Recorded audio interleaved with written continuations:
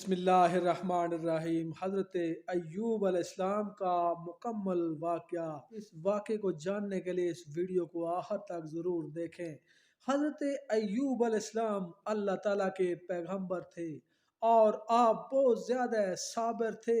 آپ کے پورے جسم کے اندر کیڑے پڑ گئے اور آپ کا جسم گل سڑ چکا تھا، لیکن آپ ہر وقت اللہ تعالیٰ کی عبادت کرتے رہتے تھے۔ حضرت ایوب علیہ السلام ملک شام میں رہتے تھے اور ابراہیم بن یوسف کی بیٹی سے آپ کی شادی ہوئی، اور ان کا معمول یہ تھا کہ وہ روزانہ 10 مسکینوں کو کھانا کھلاتے اور پھر خود کھاتے، اور جب خود کو کپڑا پہنتے تو پہلے 10 مسکینوں کو وہ کپڑا پہناتے تھے۔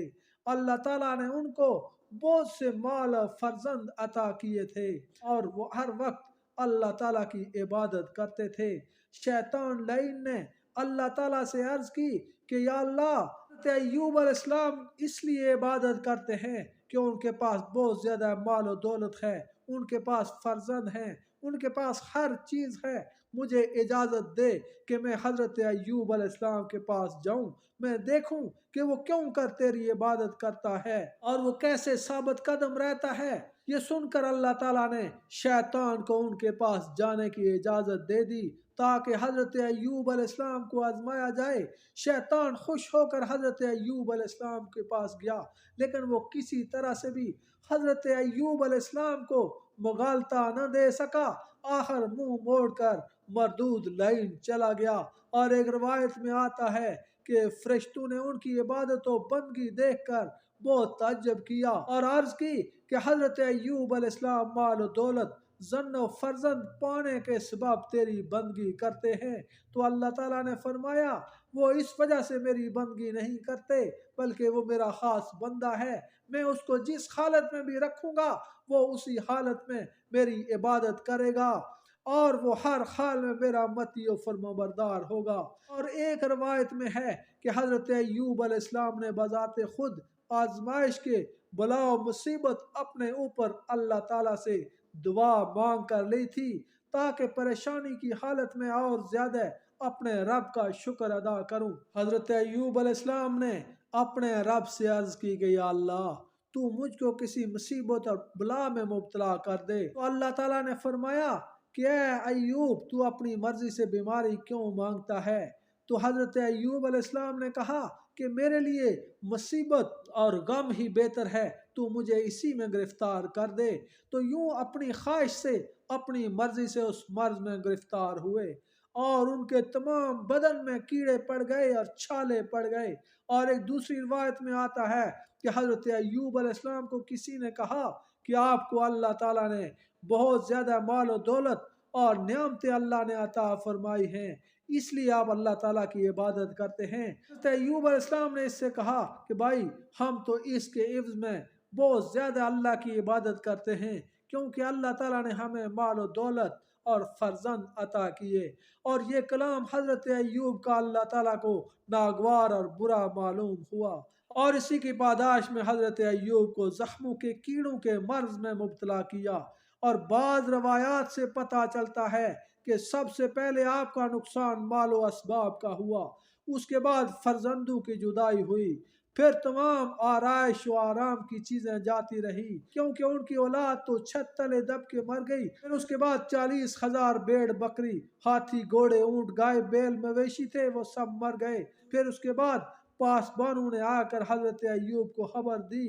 اس وقت آپ عبادت الہی میں مشغول تھے۔ فراغت عبادت الہی سے ان لوگوں نے آپ کو عرض کیا کہ آپ کی بھیڑ بکریاں میدان میں جتنی تھی غیب سے آگ آئی، وہ سب کو جلا گئی۔ حضرت ایوب علیہ السلام نے اس کے جواب میں کہا کہ میں کیا کروں، جس کی چیز تھی اس نے اس کو جلا دیا۔ یہ کہہ کر وہ پھر عبادت الہی میں مشغول ہو گئے۔ پھر اس کے بعد ایک آگ آئی، اس نے جتنے گائے بیل تھے سب کو جلا دیا۔ چرواہے نے آ کر حضرت ایوب کو خبر دی کہ اللہ کے نبی، آپ کے گائے بیل جتنے میدان میں تھے وہ سب نذر آتش ہو گئے۔ یہ سن کر حضرت ایوب علیہ السلام پھر عبادت الہی میں مشغول ہو گئے۔ اس کے بعد شتربانوں نے آ کر خبر دی کہ اے حضرت، جتنے 1000 اونٹ آپ کے تھے وہ سب کے سب جل گئے۔ یہ سن کر حضرت ایوب علیہ السلام نے کہا کہ اللہ تعالیٰ کی مرضی۔ اس کے بعد حضرت ایوب علیہ السلام کے جتنے گھوڑے تھے وہ سب مر گئے، اور اس کے بعد جتنا آپ کا مال اسباب، گھر، دروازے، فرش، فروش، چھت، پردے سب جل گئے اور کوئی چیز باقی نہ رہی۔ لیکن حضرت ایوب علیہ السلام اللہ تعالیٰ کی عبادت میں مشغول رہے۔ شعلے آگ کے ان کے سامنے آ کر گرے۔ لوگوں نے گھبرا کر حضرت ایوب سے کہا کہ اے حضرت آپ کیا دیکھتے ہیں، اب کچھ باقی نہ رہا؟ تو آپ نے فرمایا کہ ہنوز ابھی جان باقی ہے۔ پھر آپ کے 3 بیٹے اور 4 بیٹیاں تھیں، ایک چھت گرا اور وہ دب کر سب کے سب شہید ہو گئے، اور جب ان کو خبر دی گئی تو آپ نے فرمایا کہ وہ سب کے سب شہید ہیں۔ گھر، زن و فرزند، مال و متاع، گھر سب کچھ جاتا رہا اور کچھ باقی نہ رہا، اور آپ صبر کرتے رہے، اپنی بیوی کو سمجھاتے اور یہ کہتے تھے، یعنی صبر کی شادگی کی کنجی ہے۔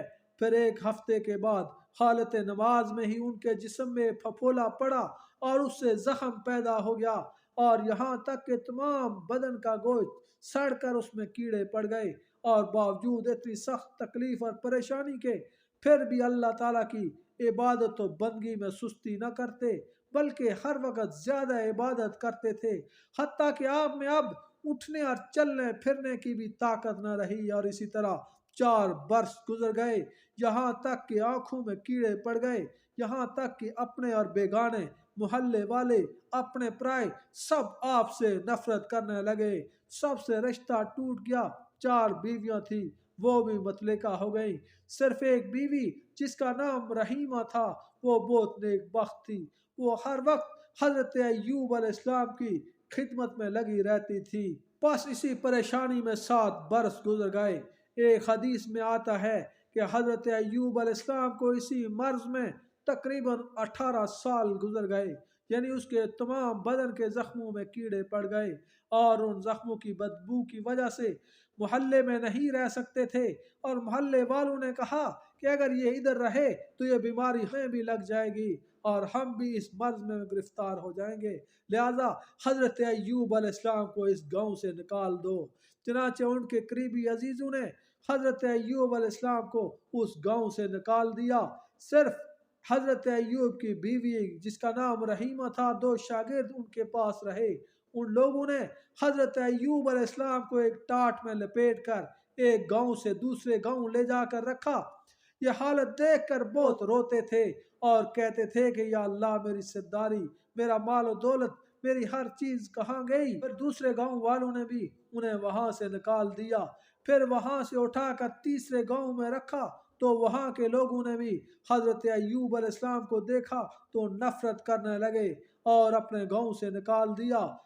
دونوں شاگردوں نے ناچار ہو کر ایک میدان میں لے جا کر ایک درخت کے سائے تلے رکھا، اور وہ دونوں شاگرد کچھ روز کے بعد واپس اپنے گھروں کو چلے گئے۔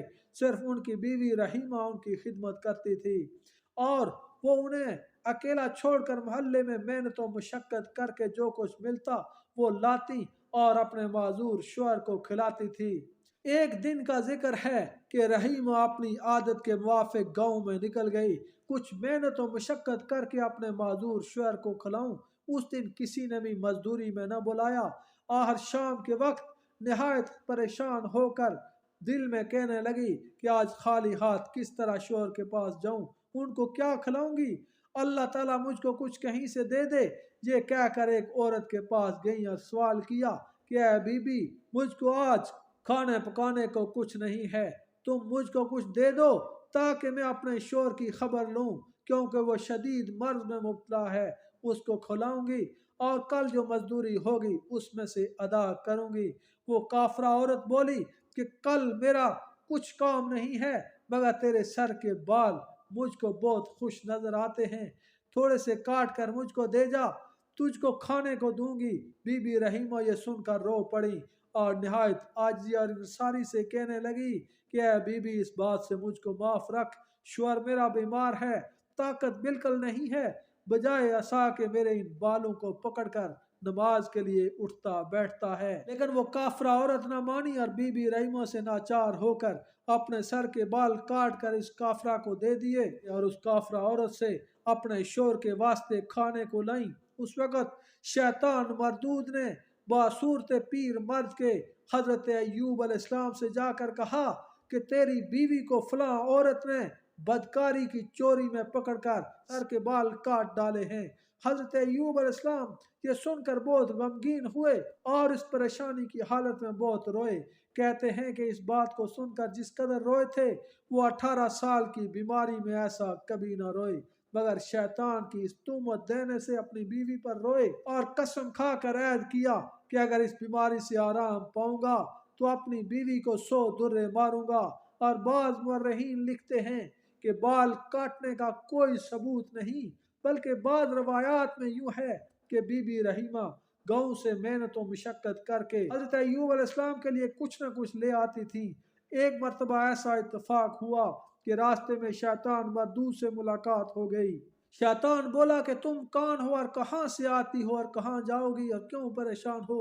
तो बीबी रहीमा ने कहा कि मेरा शौहर बहुत बीमार है और बहुत ज़ईफ़ है, इसमें ताकत नहीं है बल्कि साबे फर्श है, इसलिए मैं सख्त परेशान हूँ, क्या करूँ।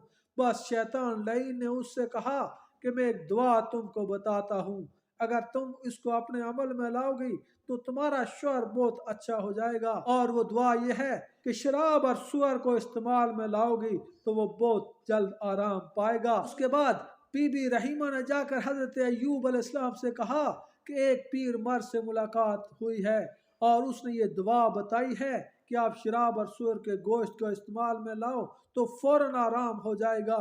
ये बात सुनकर हज़रत अय्यूब अलैहिस्सलाम बीबी रहीमा पर बहुत गुस्से हुए और कहा कि ए रहीमा, तो मुझको गुनाहगार करना चाहती है।